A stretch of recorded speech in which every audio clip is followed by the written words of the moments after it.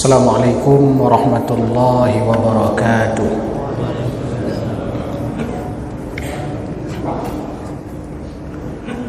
Alhamdulillahi ala ihsanih wa syukru lahu ala taufiqih wa amtinanih. Ashhadu an la ilaha illallah wahdahu la syarika lah wa ashhadu anna sayyidana Muhammadan abduhu wa rasuluh la nabiyya ba'dah. Allahumma subhanaka la ilma lana illa ma 'allamtana innaka antal alimul hakim. Rabbana zidna ilma warzuqna fahma.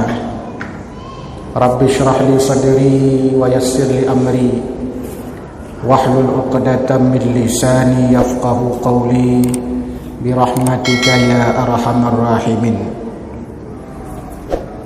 Hadirin wal hadirat, jamaah salat maghrib yang dimuliakan Allah Subhanahu wa taala. Sambil kita berniat i'tikaf dan untuk mengisi pengajian kita malam ini, maka kami ingin melanjutkan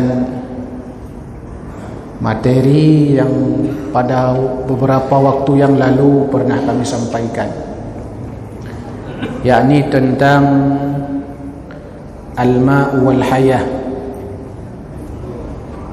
air dan kehidupan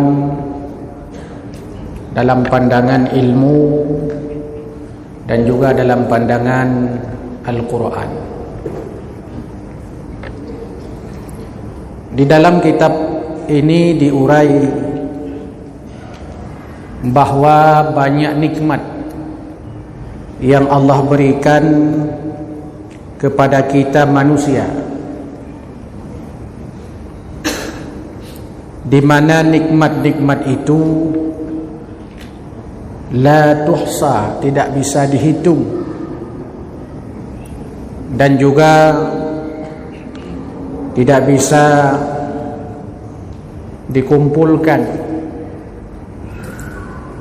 karena besar dan hebatnya nikmat yang Allah berikan kepada kita.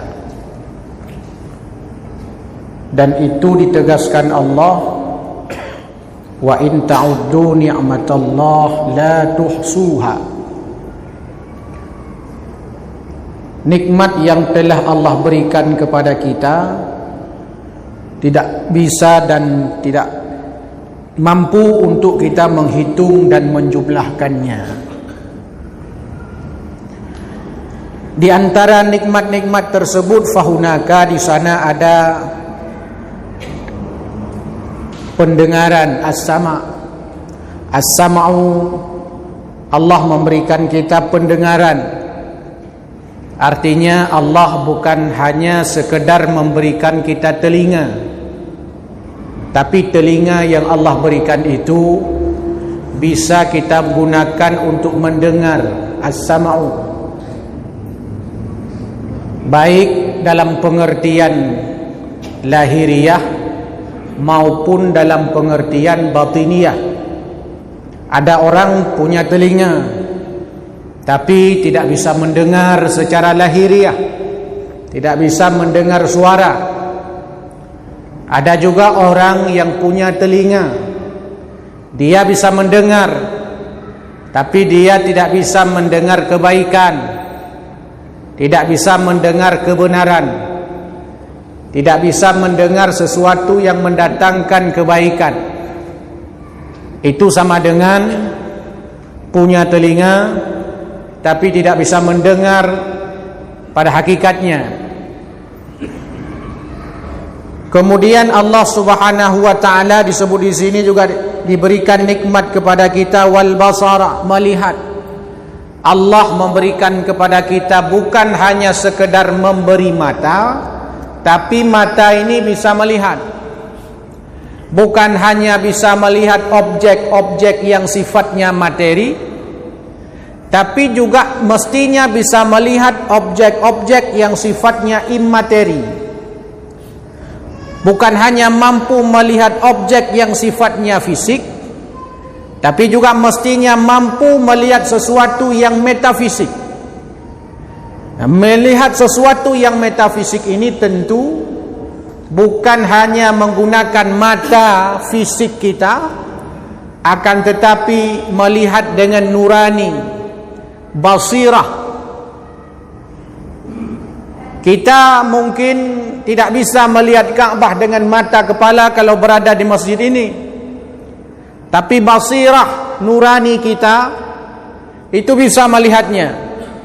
Orang tua kita ada kalanya telah kembali kepada Allah sejak lama. Secara fisik tidak bisa dilihat oleh mata kepala, tapi ada basirah nurani yang bisa melihat kapan saja. Pada saat kita mendoakan mereka, terbayang wajahnya. Karena yang sifatnya as-sama'u wal basaru, Allah memberikan pendengaran dan Allah memberikan penglihatan. Ini di antara nikmat besar yang Allah berikan sejak kita lahir ke dunia.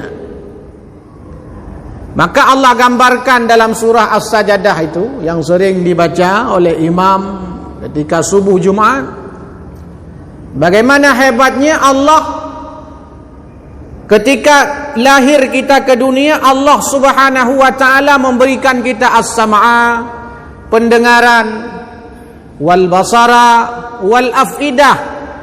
Allah berikan hati, Allah berikan qalbun, Allah berikan sadrun, Allah berikan lubun, Allah berikan fuad, nurani, yang di dalamnya ada cahaya nur ilahiyah yang diberikan kepada kita, sehingga dari sana kita bisa melihat kebenaran. Sampai Nabi mengatakan, kalau seandainya kalian ingin melihat sesuatu itu baik atau buruk, benar atau salah, tanyakan saja pada hatimu, karena hati kita ini tak pernah berdusta.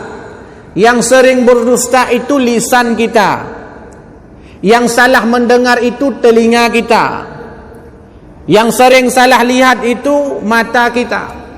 Tapi cahaya ilahiyah berupa nurani itu, yang sering kita sebut dengan hati, tentu yang dimaksud bukan hati organ, tapi hati nurani. Orang bisa hidup kalau tidak punya nurani. Yang penting punya hati organ. Hati organ untuk hidup, tapi nurani. Kalau orang punya hati organ tapi tak punya nurani, dia bisa hidup. Tapi hidupnya digambarkan oleh Allah dalam Al-Quran, dia punya telinga. Punya telinga, tapi telinga tidak digunakan untuk mendengar. Dia punya mata, la yubsiruna biha, matanya tidak digunakan untuk melihat. Hatinya tidak digunakan untuk merenung. Disebut oleh Allah subhanahu wa ta'ala, dia itu seperti binatang ternak. Huwa kal an'am, seperti binatang ternak. Balhum adal, bahkan lebih sesat daripada binatang ternak. Serakus-rakusnya sapi, dia hanya makan rumput. Tapi manusia kalau sudah rakus, bukan hanya makan rumput, makan harta anak yatim, makan rumah duafa, makan hak orang lain, makan anggaran negara yang bukan haknya. Itu kalau manusia sudah rakus. Maka penting bagi kita itu untuk mendalami ini. Ini nikmat Allah. Wal lisan, itu nikmat Allah, lisan kita ini. Kita bisa berbicara dengan lisan itu, bisa merasa dengan lidah ini, sehingga kita tahu mana beda rasa sate dengan mana beda rasa kita makan nasi gurih. Lidah yang bisa mendeteksi rasa itu, manis, pahit, asam, lidah. Maka ketika lidah ini keluh, Minum air panas yang mendidih, hilang rasanya. Tidak nyaman ketika kita makan, tidak nyaman ketika kita minum. Nah, itu nikmat Allah. Allah berikan tangan, Allah berikan rijlun kaki, qalbun Allah berikan hati, bahkan yang lebih hebat Allah berikan kepada kita hidayah. Nikmat Allah. Kadang kita enggak pernah berdoa kepada Allah agar kita masuk jadi orang Islam. Tapi buktinya enggak pernah kita berdoa kepada Allah supaya jadi orang Islam, tapi Allah memberikan nikmat kepada kita. Pas saat lahir udah Islam. Lahir dari orang tua Islam, dari ayah yang Islam, dibesarkan di negara Islam yang mayoritas penduduknya Muslim, dibina kita dengan Al-Quran, dilatih kita, keluarga yang dekat dengan Allah. Ini kan iman kita ini, Islam kita ini, mayoritas kita ini adalah nikmat gratis yang Allah berikan kepada kita. Beda dengan saudara-saudara kita yang mereka harus berjuang untuk masuk Islam. Mereka harus berjuang, meninggalkan keluarga, meninggalkan harta, meninggalkan pangkat, jabatan untuk mendapatkan Islam itu. Sehingga kita bisa baca bagaimana biografi para muallaf di Indonesia ini. Mereka diusir keluarganya, tidak ada pekerjaannya. Maka dalam Al-Quran disebut nanti dalam At-Taubah, di antara orang yang berhak menerima zakat itu adalah muallaf. Wal muallafati qulubuhum. Orang muallaf masuk Islam, diberikan dia zakat. Kenapa? Untuk membujuk hatinya, supaya dia tetap istiqamah, supaya dia tetap komitmen di dalam Islamnya itu. Karena tadi dia meninggalkan segala sesuatu. Sama seperti yang dilakukan oleh Bilal bin Rabah ketika disiksa oleh majikannya, diterik panas matahari yang luar biasa, yang keluar daripada lisannya Ahad, Allah yang keluar daripada lisannya, untuk mempertahankan iman. Bagaimana ketika peristiwa hijrah Nabi dari Mekah ke Madinah, para sahabat itu ada yang meninggalkan keluarga mereka di Mekah karena tidak beriman kepada Allah, tinggal harta mereka, tinggal segalanya di Mekah. Mungkin kalau kita belum tentu mau. Disuruh hijrah sana, tinggal harta, tinggal segala macam. Tapi mereka mau meninggalkan semua itu. Mau meninggalkan keluarga, harta, pangkat, dan kebesaran yang sudah mereka kumpulkan di Mekah itu. Mau mereka tinggalkan semua demi menyelamatkan iman mereka. Coba. Tidak semua orang bisa seperti itu, kecuali orang-orang yang benar-benar imannya memang kuat. Nikmat Allah Subhanahu wa ta'ala, hidayah itu. Maka penceramah itu selalu mengatakan bersyukur kepada Allah atas nikmat, hidayah, taufik, selalu disebutkan itu.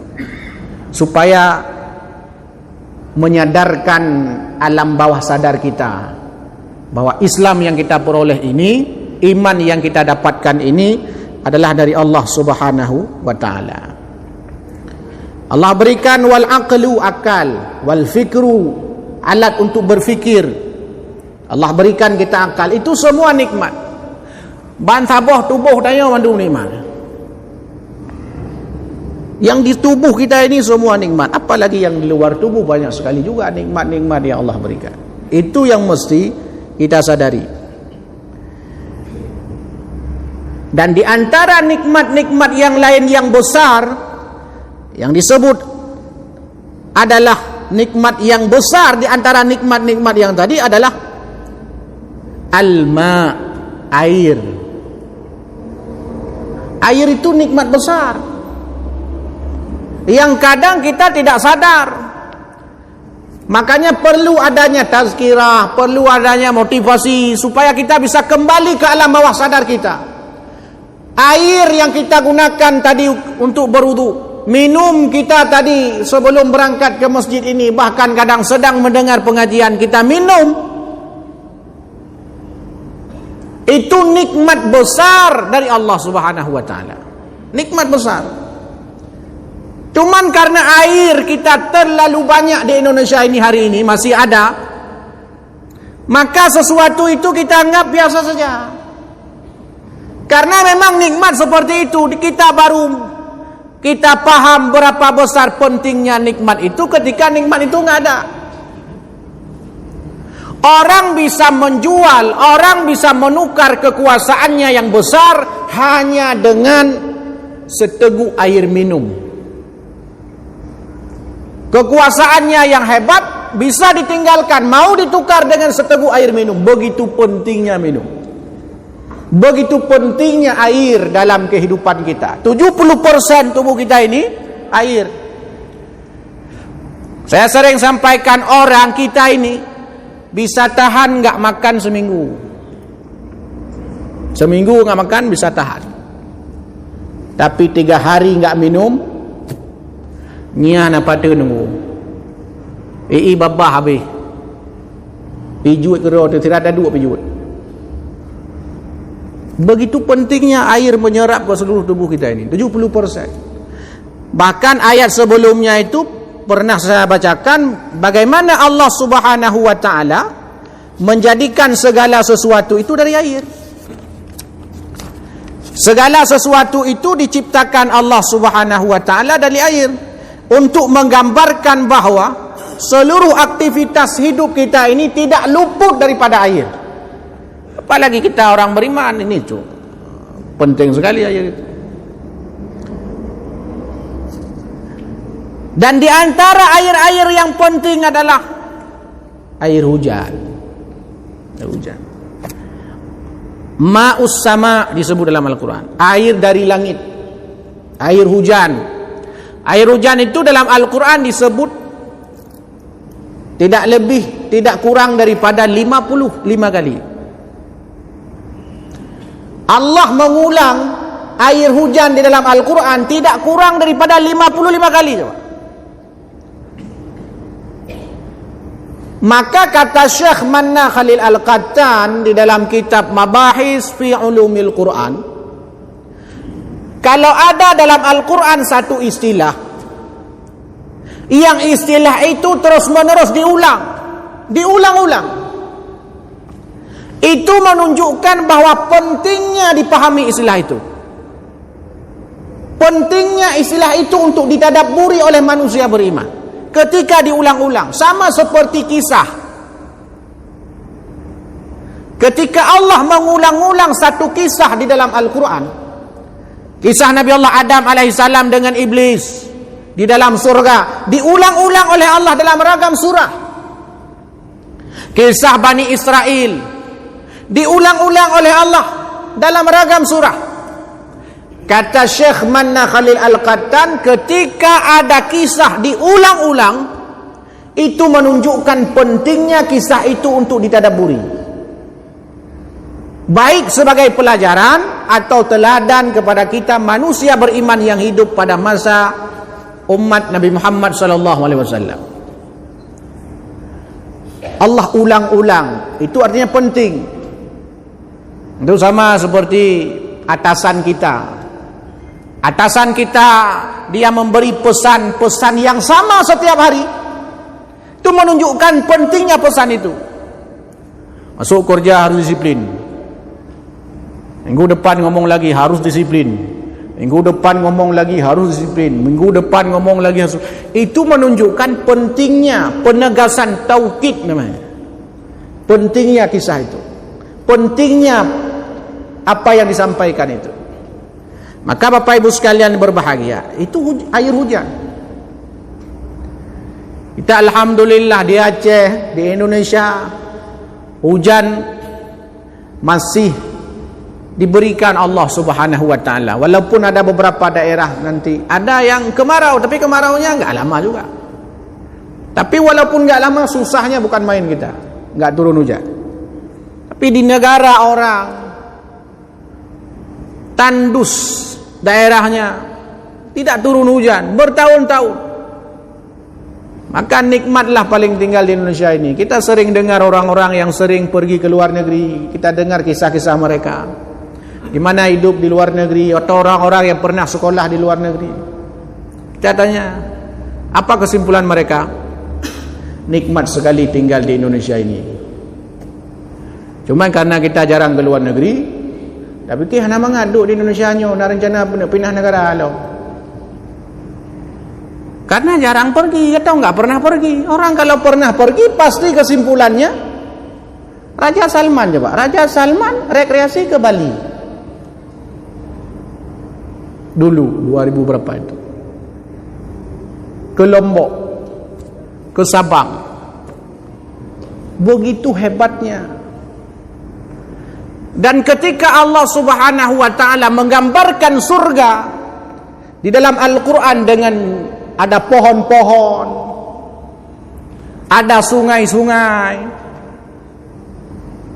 ada air yang warna-warni, ada telaga, penuh dengan keindahan. Kadang-kadang kita berpikir di antara nikmat yang diberikan Allah Subhanahu wa taala kepada manusia di muka bumi ini, inilah Indonesia ini. Ada air, ada sungai, ada pohon-pohon, segala macam. Puyan danau mudip, musang mudip. Mami ketingka musang mudip udah berah malai. Begitu hebat. Cuman kadang kita, media kita ini kan nama juga media. Media kita ini kadang-kadang dia lebih senang menggambarkan, memberitakan sesuatu yang buruk. Karena memang teori komunikasi begitu. Bad news is good news. Berita terbaik adalah berita terburuk. Semakin buruk sebuah berita, semakin tinggi rating televisi. Semakin buruk sebuah berita, semakin banyak orang nonton. Misalkan ini berapa kamera? 4 kamera. Cina kalian urun nonton? Pedro.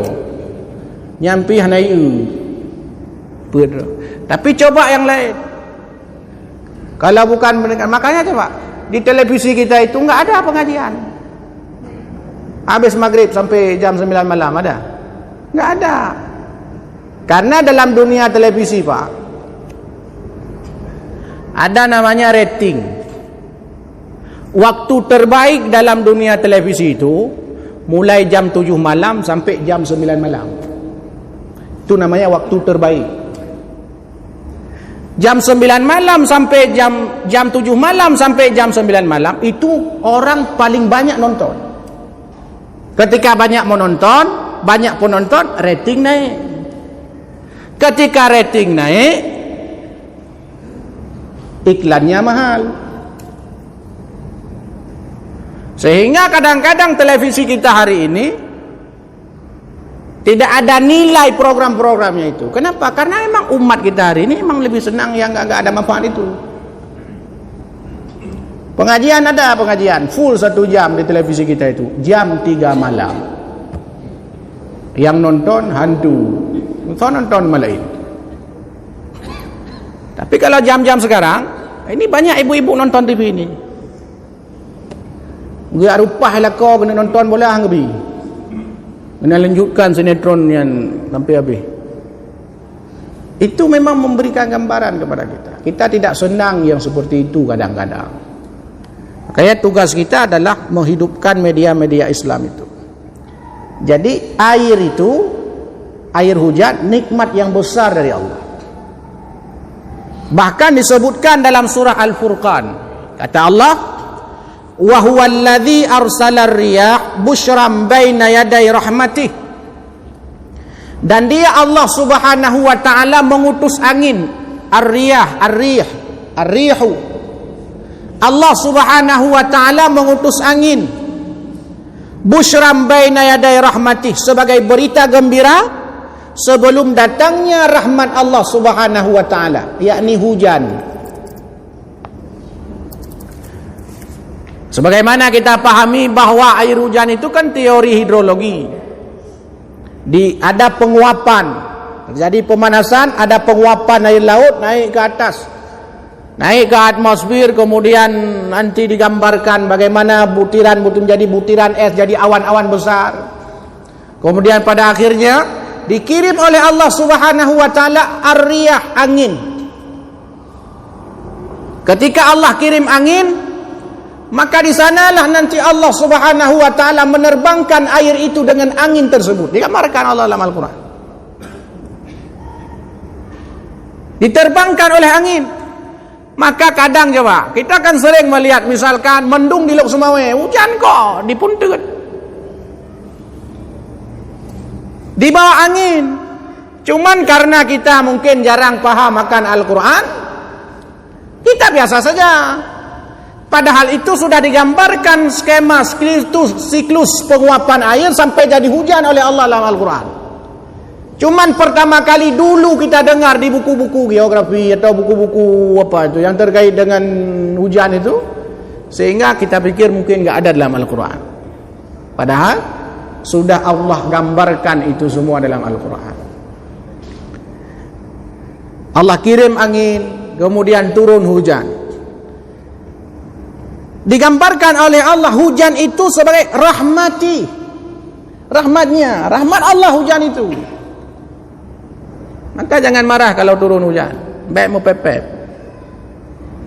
Sunat berdoa, Allahumma shayban nafi'a.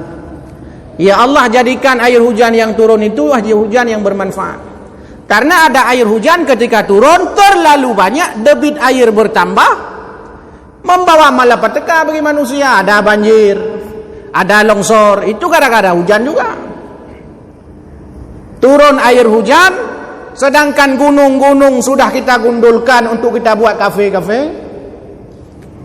kita buat kedai, kita buat warung-warung, tanpa kita perhatikan pohon-pohon di sampingnya, maka itulah terjadi nanti longsor namanya.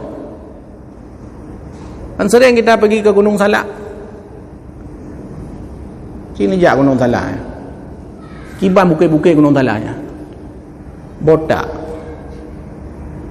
gundul. Untuk apa? Untuk buat kafe, untuk buat warung. Sebenarnya bisa saja dia buat warung, buat kafe, tapi berbasis penghijauan, tak perlu dipotong depan pohon-pohon itu, kan bisa juga.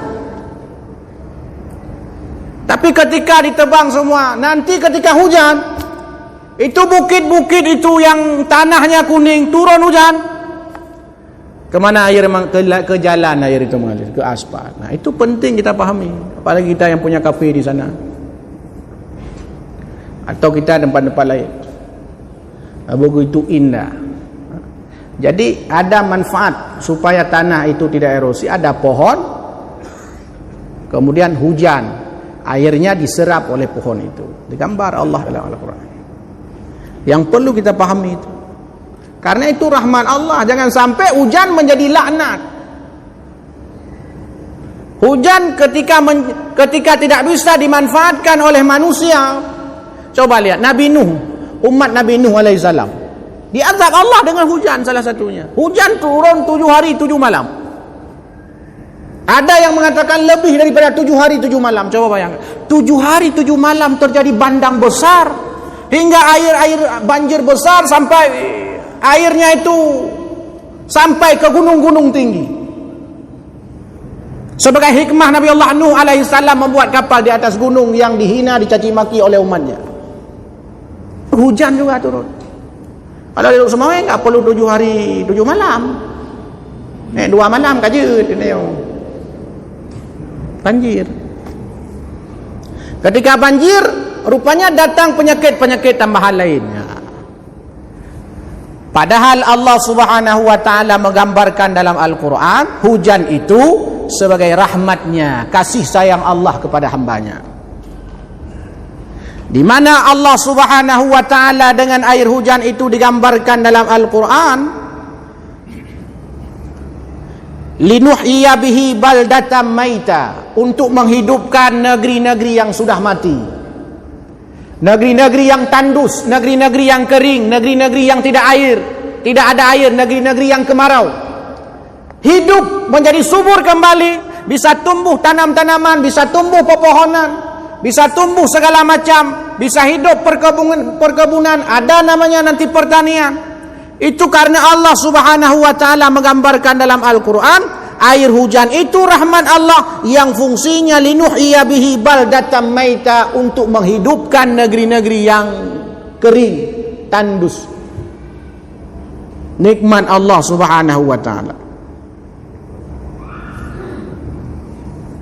Bahkan di samping untuk menghidupkan negeri-negeri yang tandus, mimma khalaqna an'aman wa anasiyan katsira. Air hujan itu bisa dimanfaatkan sebagai minuman kepada ternak-ternak, an'aman, binatang ternak, dan manusia, wa anasi, dan manusia. Hujan turun rupanya bukan hanya manusia saja yang senang dan bahagia.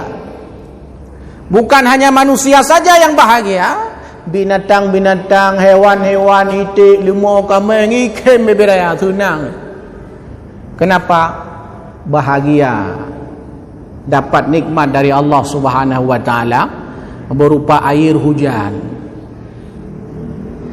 Jadi jangan kita mengira air hujan itu air yang biasa-biasa saja. Dia punya hikmah besar di dalam Al-Quran. Bahkan dalam Al-Quran itu Allah mengumpamakan dunia ini seperti air hujan. Kata Allah dalam Al-Quran, nanti dalam surah Al-Kahfi, "Wadrib lahum mathalal hayatid dunya." Perumpamaan dunia ini, kata Allah dalam Al-Quran, "Kama'in anzalnahu minas sama'." Sebagaimana air yang diturunkan oleh Allah dari langit. Perumpamaan dunia ini, kata Allah, seperti air yang turun dari langit, yaitu air hujan. Fakhtalata bihi nabatal ard. Pada saat air hujan turun, maka diresapilah air hujan ini oleh tanah, oleh tumbuh-tumbuhan. Lalu tumbuhlah pohon, tumbuhlah buah-buahan, tumbuhlah padi, tumbuhlah pertanian ketika hujan turun. Lalu fa asbaha hashiman. Pohon-pohon, tumbuh-tumbuhan itu, tanah-tanah itu menjadi kering. Ketika kering tanahnya, tandus tanahnya, membuat pohon-pohon pertanian itu menjadi mati.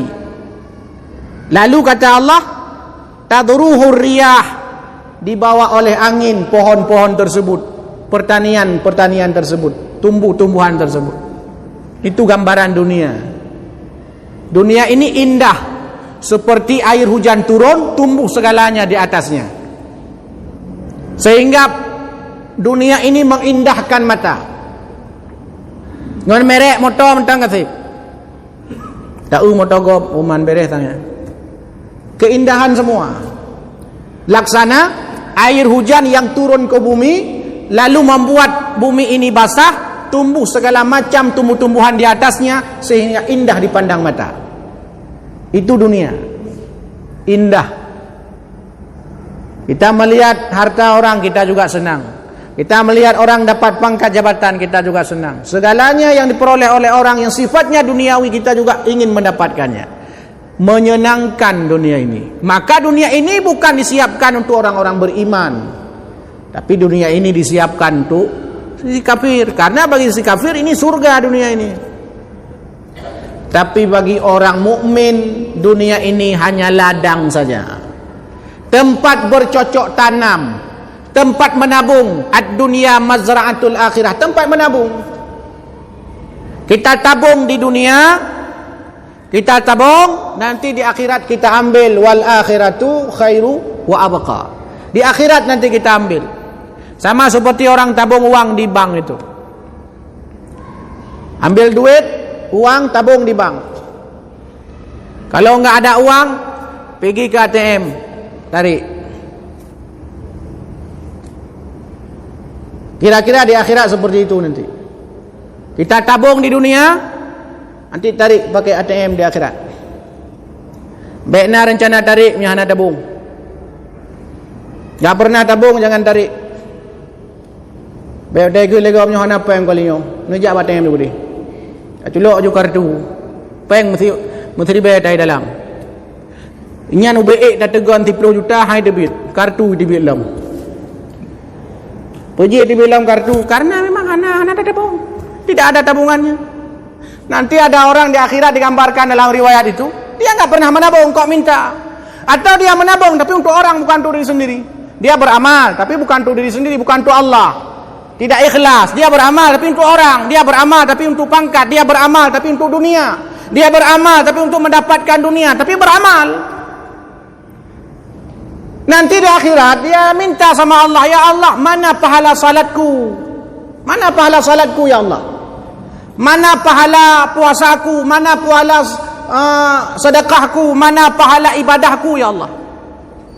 Kata Allah, dulu di dunia kau salat itu apa? Biar naik pangkat. Udah dapat pangkat ya kan? Dari 3A jadi 3B. Dapat, jangan minta lagi di sini. Mana pahala puasa saya? Untuk apa dulu puasa? Supaya turun berat badan kan? Udah turun kan berat badannya? Kalau udah turun jangan minta lagi di sini. Apapun yang kita lakukan, ketika tabungan itu bukan untuk diri sendiri, maka nanti di akhirat juga begitu. Dari mana kita mau tarik? Nggak bisa kita tarik. Artinya ibadah yang kita kerjakan bukan diberikan, dipersembahkan kepada Allah Subhanahu wa taala. Bapak Ibu sekalian, jamaah maghrib yang dimuliakan Allah Subhanahu wa taala. Maka ketika turun hujan, bumi menjadi subur, tumbuh tumbuh-tumbuhan di atasnya, tapi pada saat yang sama kering bumi itu, sehingga mati pohon-pohon, mati tumbuh-tumbuhan, lalu buah-buahnya itu, pohon-pohonnya laksana diterbangkan oleh angin. Itulah dunia. Kita akan berpisah dengan dunia ini. Silahkan kita kumpulkan apa saja. Karun coba, Karun, kaya raya Karun itu. Kaya raya sampai sekarang kalau kita jumpa sesuatu di dalam tanah kita sebut harta karun. Begitu hebatnya Karun itu. Tapi mentanam cik Karunian. Kenapa? Karena salah orientasinya. Dunia ini habis. Dunia ini habis. Dunia ini akan kiamat. Dan kiamat yang paling dekat dengan kita adalah kematian. Ada orang sering tanya, kapan kiamat? Pu tanda-tanda kiamat. Pu tanda-tanda kiamat. Oh, kaputih. Yang ke tanda kiamat. Penyakit rata tagodu.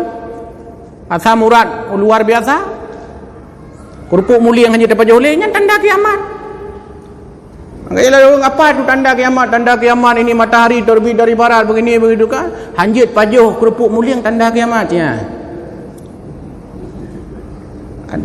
Artinya itu kan tanda-tanda Allah akan menghabiskan kita. Ada orang nunggu-nunggu kiamat dengan pre-pre kiamat mati. Kiamat yang paling dekat dengan kita itulah kematian. Maka dunia ini akan berakhir. Kita ini akan habis, akan hilang. Dulu masjid ini kan diisi bukan oleh kita, oleh orang tua kita tempo dulu. Dulu masjid ini dipenuhi oleh bapak kita, ayah kita, kakek-kakek kita, ibu-ibu kita tempo dulu. Sekarang sudah tidak ada lagi mereka, kita yang mengisinya. Dan 10 tahun, 20, 30, 40, 50 tahun yang akan datang, bukan kita lagi yang mengisi masjid ini. Anak-anak kita, cucu-cucu kita. Kenapa? Karena semua akan berakhir, akan kembali kepada Allah Subhanahu wa taala. Maka bedok dah di dunia yo. Bedok dah biasa mentok. Cintailah sesuatu biasa-biasa saja. Karena bisa saja kata Allah, sesuatu yang kamu cintai itu lama-lama nanti akan kamu benci. Bencilah sesuatu biasa-biasa saja. Karena bisa saja apa yang kau benci hari ini itu pada suatu ketika itu yang paling kau cintai. Asa rabbukum kata Allah. Tentu yang dimaksud adalah membenci yang sifatnya sesuatu yang ada di sekitar kita. Tapi kalau membenci kekafiran, membenci kemunafikan, membenci kemaksiatan, itu yang perlu terus-menerus kita tanamkan dalam kehidupan dan diri kita. Bapak Ibu sekalian, jamaah maghrib yang dimuliakan Allah Subhanahu wa taala, rupanya air hujan juga dijadikan sebagai al-amsal, perumpamaan oleh Allah dalam Al-Quran dengan dunia ini, bahwa dunia ini indah tapi dunia ini akan berakhir suatu ketika nantinya. Mudah-mudahan ada bermanfaat bagi kami yang menyampaikan dan kepada seluruh Bapak Ibu yang mendengarkan. Subhanakallahumma bihamdik asyhadu an la ilaha illa anta astaghfiruka wa atubu ilaik. Lebih kurang mohon maaf. Assalamualaikum warahmatullahi wabarakatuh.